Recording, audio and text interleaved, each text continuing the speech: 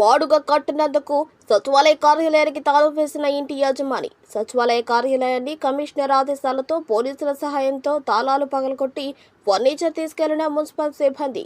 బాడుగ డబ్బులతోనే జీవనాన్ని సాగిస్తున్నామంటున్న వృద్ధురాలు. బాడుగ ఇవ్వటం కుదరదు, ఏం చేసుకుంటావో చేసుకో అంటున్న కమిషనర్ బాలకృష్ణ.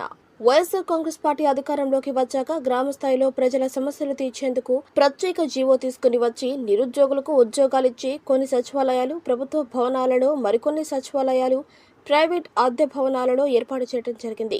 తెలుగుదేశం పార్టీ అధికారంలోకి వచ్చాక అద్దె భవనాలకు కొంత నగదు చెల్లించారు.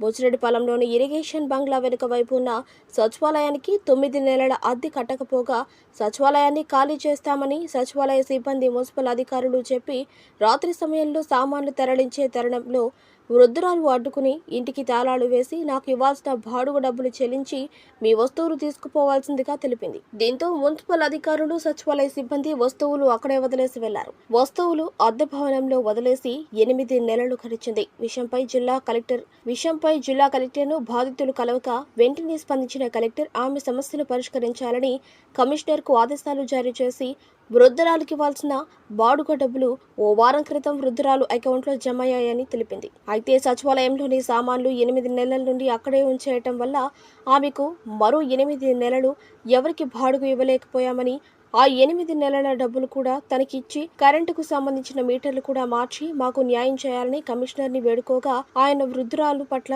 దురుసుగా మాట్లాడాడని ఆమె తెలిపింది. ఈ రోజు ఉదయం మున్సిపల్ సిబ్బంది వృద్ధురాలింటి తాళాలు పగలగొట్టి ఫర్నిచర్ తీసుకుని వెళ్తున్న సమయంలో పక్కింటి వాళ్ళు సమాచారం ఇవ్వడంతో వృద్ధురాలు వెళ్లి సామాన్లు ఉంచిన 8 నెలలకు మరియు కరెంటు బిల్లు డబ్బులు కూడా ఇచ్చి సామాన్లు తీసుకుని వెళ్లాలని చెప్పగా పోలీసులతో ఆమెను బెదిరించి వస్తువులు తీసుకెళ్లారు.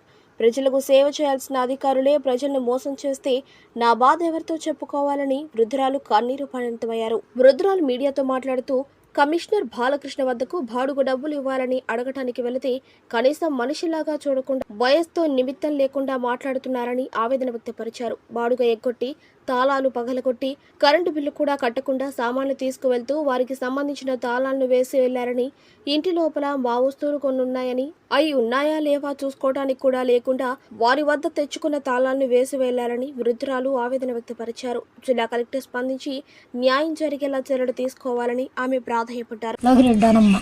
కమిషన్ సార్ ఉండగా శుద్ధంగా మాకు 9 నెలలకు బాడిగేసిండు.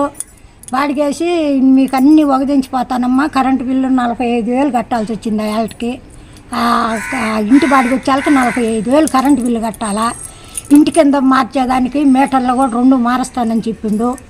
మారుస్తానని చెప్పి మేము ఇంకా 1 నెల ఆగటం కూడా మీకు కంప్లీట్ చేసి పోతాను అని ఆయన అన్నీ చెప్పిండు.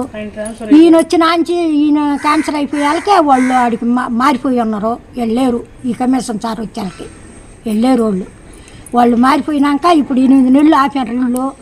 8 నెలలు ఆపితే 8 నెలల సామాను కూడా మంగళవారం పూట మాపులే ఫ్యాన్లు తీసేసి మాపులే ఒక లోడ్ చేసేసారు. పగలగొట్టి ఇప్పుడు కాదు, ఆమెను ఒక లోడ్ చేసేసారు. ఆమె నేను వచ్చాయా మా ఇంటి బాడికి కట్టకుండా మాకు ఇల్లు గవర్నమెంట్ ఇల్లు, ఇది గవర్నమెంట్ ఇల్లాయా, గవర్నమెంట్ కింద ఉండే మేము ఇల్లు బాడికి కట్టించుకోవాలా, కరెంటు బిల్లు కట్టకపోతారని చెప్పి నేను ఆపేసిన. ఉన్న సామాను ఆపేసినాక మన వాళ్ళు కదలకుండా ఉన్నారు. 8 నెలల నుంచి తిరగతానే ఉన్నాం. అంత లెక్క కలెక్టర్ కాడికి పోతే 15 రోజులు అమ్మ నీకు టెంపర్ చేసేస్తామని కాగితం పంపించారు. వాళ్ళకి కమిషన్ సార్కి పంపించినాను అన్నారు. నిన్న కలెక్టర్ అమ్మ వస్తే ఆమెకి ఇచ్చిన కాగితం ఎమ్మెల్యే ఇస్తే ఆయన చేతికి ఇచ్చింది. రేపు సోమవారం రోజు మొన్న సోమవారం రోజు వదిలేస్తామన్నది మాది కంప్లీట్గాను.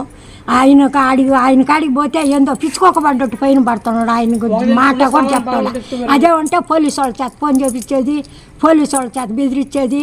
ఈ దరువు మీద ఉన్నాడు ఆయన కమిషన్ సారు. ఇప్పుడు ఏం చేశారు? ఇప్పుడు అన్ని తాళాలు పగలగొట్టి నేను మా కొడుకు లేడు, మా కోడలు లేదు, ఊరు లేరు, ఇంటికాడ మేము ఊరు లేవు, అన్ని బుర్రలన్నీ పగలగొట్టేసి సామానంతా బండికి ఎత్తేసారు. ఎవరెవరు వచ్చారు? ఊరు మున్సిపాలిటీ వాళ్ళు, సెక్రటరీ మున్సిపాలిటీ వాళ్ళు, 2 కానిస్టేబుల్ వచ్చారు.